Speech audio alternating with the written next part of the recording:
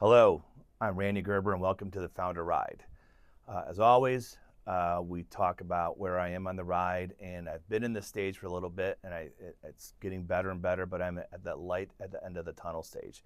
The light's getting brighter and brighter. Today's episode is about the importance of being vulnerable as an entrepreneur. This is a tricky topic for a variety of levels. Fundamentally, I think it's very important to be vulnerable as an entrepreneur.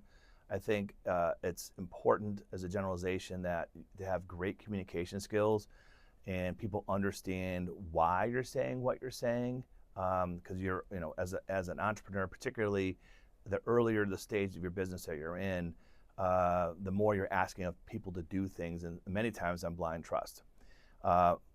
As we've talked about in the past, culture index, we've learned over time that there are lots of different profiles of people, lots of different ways that they learn and how they consume information. And there's lots of people that really need to understand why they're doing something, from the standpoint of why is it important to the business? Why is it important to you as an entrepreneur? Why is it important to them?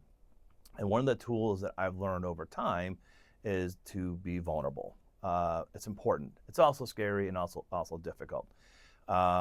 Vulnerable is different than telling the truth. Telling the truth, of course, is always important. But vulnerable is really exposing why you're doing this, asking something to be done or why you're doing something, and really talking about the intimate dynamic, why it's important to you. I've learned over time that if you're leading with vulnerability, people will oftentimes join you in that journey together. Some folks simply aren't capable of going as deep as you are.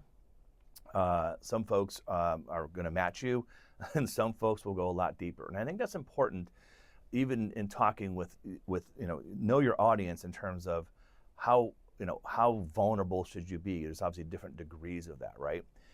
It's very important, I think, to be, pay attention to your discussion with the person you're having, and really try to get to where you want to be and have them match your vulnerability. If they go past it and they get super deep, it's up to you how to handle it. Oftentimes in that relationship, you should try to match some of their vulnerability, but don't overdo it either. Don't intimidate them. Don't scare them is probably the right way I'm trying to get to with over vulnerability as well. So where does your ego fit in this? Well, it depends. I think at the end of the day, you as an entrepreneur, you're the leader in some capacity, and leadership can be, can come in multiple forms, and really understanding where your ego fits in there is important. Being aware of that, and put, sometimes have to push your ego aside in order to allow yourself to be vulnerable with somebody. Sometimes your ego is going to give you the right gut feeling where you're going to have to use it. Have to really, force something to be done because people simply don't get it, don't understand it, and it's the right thing to do.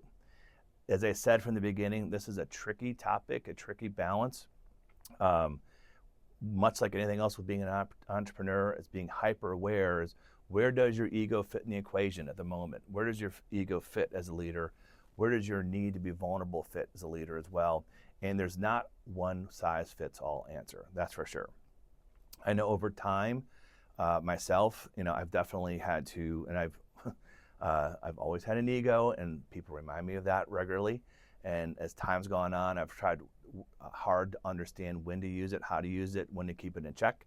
The vulnerability piece has been relatively easy for me because I feel like I'm pretty transparent.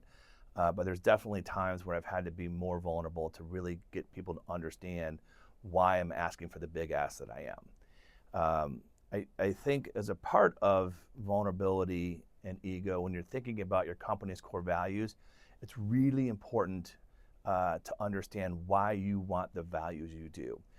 Why? Because as you've heard us talk in the past that you hire and fire to your core values of your company. And so in order to do that and really do it well, you have to have really clear core values. And that really comes down from understanding where your own ego fits in the equation and your vulnerabilities fit in the equation.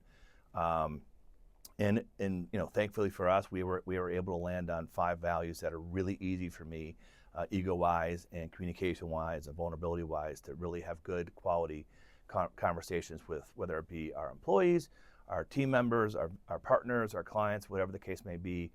I'm able to have that conversation easily with all those audiences because they fit so well with me personally, my ego, as well as what we're trying to do professionally for our clients.